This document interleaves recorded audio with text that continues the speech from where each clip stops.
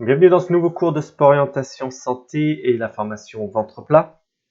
Donc aujourd'hui, voilà, vous avez accès à votre troisième programme. Vous allez travailler, vous allez muscler, renforcer les transverses et le grand droit.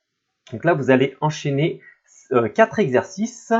L'exercice numéro 5, l'exercice numéro 2, le 23, le 29. Vous les enchaînez et après vous prenez 1 minute de récupération. À la fin de cette minute, vous recommencez un tour.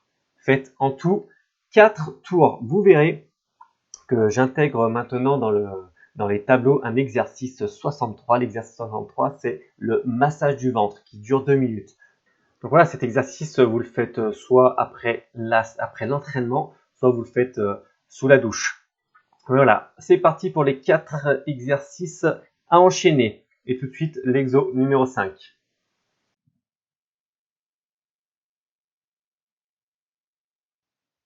Donc là, dans l'exercice numéro 5, le 0,5, là, le stomac va comme acte 1. Vous allez muscler le transverse. Ça, c'est le champion du monde des exercices pour avoir un ventre plat. Peu le pratique et pourtant il a vraiment de très bons résultats. Après, peu le pratique parce qu'il est pas simple à réaliser. Il paye pas de mine, mais voilà, pour le ressenti, ça demande quand même de l'exercice et de l'entraînement. Alors, pour la posture de départ, vous êtes allongé sur le dos sur votre tapis de sol. Vous posez une main, vous posez vos deux mains sur le ventre, à peu près au niveau du nombril. Votre tête est au sol, le menton est légèrement rentré dans la poitrine. Vous remplacez bien votre tête dans l'axe de la colonne vertébrale, dans l'alignement. Les jambes sont fléchies et vos pieds reposent au sol. D'accord, le pied du plat est au sol. Vous pouvez vous écarter les pieds que ce soit équivalent à la largeur du bassin, de façon à être dans une bonne position, de façon à être bien. Vous plaquez bien les lombaires au sol, vous faites une rétroversion du bassin. Alors pour ce qui est du mouvement et de la respiration, vous allez inspirer et gonfler le bas du ventre. On inspire par le nez, on gonfle vraiment le bas du ventre. Il ne faut pas que la poitrine, pas que le thorax se bouge, c'est bien que le bas du ventre, comme si on voulait avoir un ballon de baudruche à la place du ventre.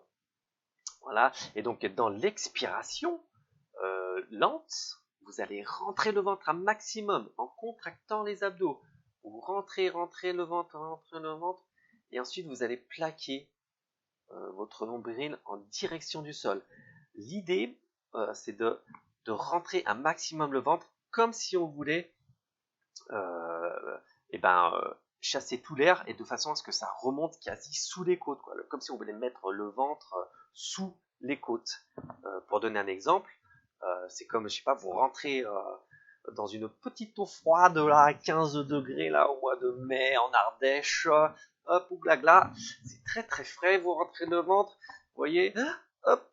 Ouais, un autre exemple, c'est comme si, je sais pas, vous avez décidé de remettre un pantalon qui vous va plus, parce que vous avez peut-être pris un peu de poids. Voilà, vous essayez de serrer le bouton, c'est un peu compliqué.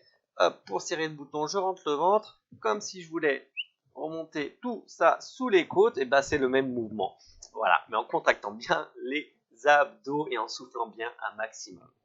Attention, astuce, conseil important, pas de blocage de respiration, jamais d'apnée, pas d'apnée. Voilà, écoutez, évacuez tout l'air, faites-le, vraiment celui-là, c'est le top. Donc là, pour l'exo numéro 2,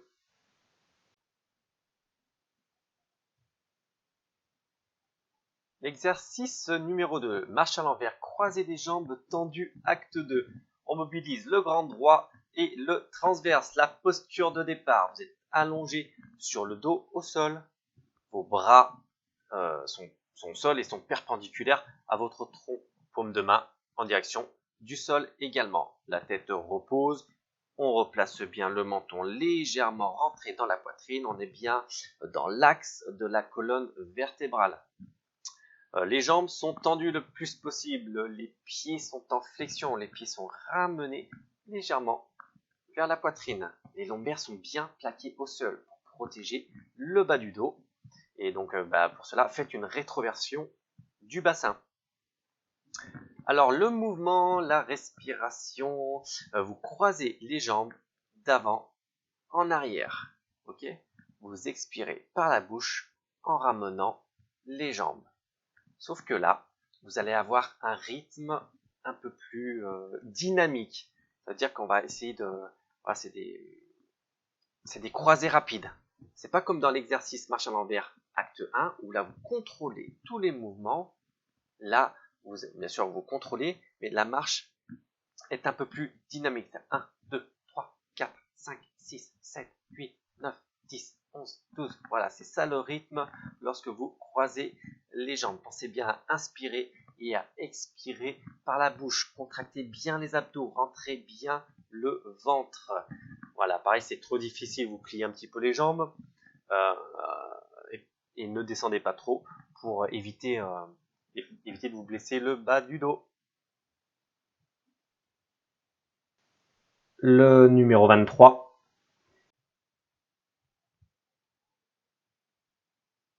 Donc l'exercice 23, crunch inverse. Donc on va travailler le grand droit et le transverse. Pour la posture de départ, alors vous êtes allongé sur le dos au sol. Les bras sont au sol et perpendiculaires au tronc.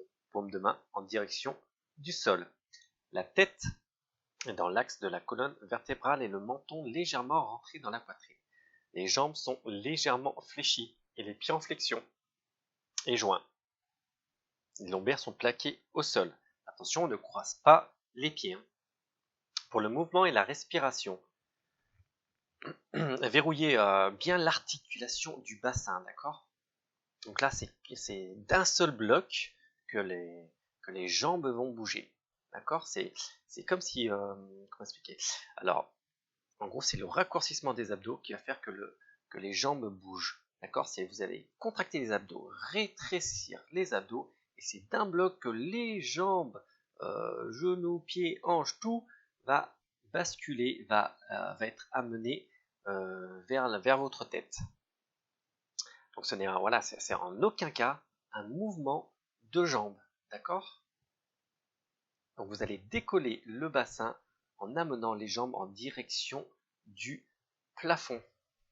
Attention, les mains sont là juste pour équilibrer et pour voilà, pas pour aider dans le mouvement parce que c'est facile de compenser. Enfin, on a tendance, enfin c'est facile. On a vraiment envie de s'appuyer sur les mains parce que c'est un mouvement qui est difficile et donc on a tendance à compenser. Voilà, donc faites attention vraiment les mains sont seulement là pour équilibrer. Expirez bien par la bouche à chaque élévation du bassin. Donc, vous y allez, là, donc vous contractez bien les abdos, hop, ça ramène les jambes et on va en direction du plafond et on décolle. Astuce, conseil important, mollets et jambes ont une position qui ne bouge pas. Et enfin, l'exercice 29.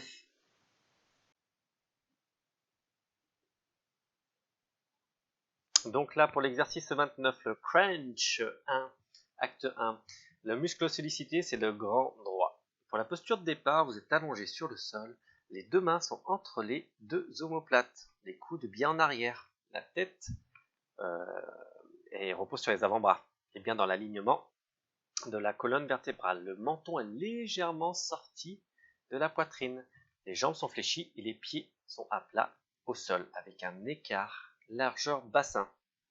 Pensez à bien plaquer aussi les lombaires au sol. Pour le mouvement et la respiration, vous allez fixer un point au plafond tout le temps. Vous le fixez, vous ne le lâchez pas celui-là. Vous décollez le buste et les omoplates, toujours menton sorti de la poitrine et vous amenez les épaules en direction du plafond.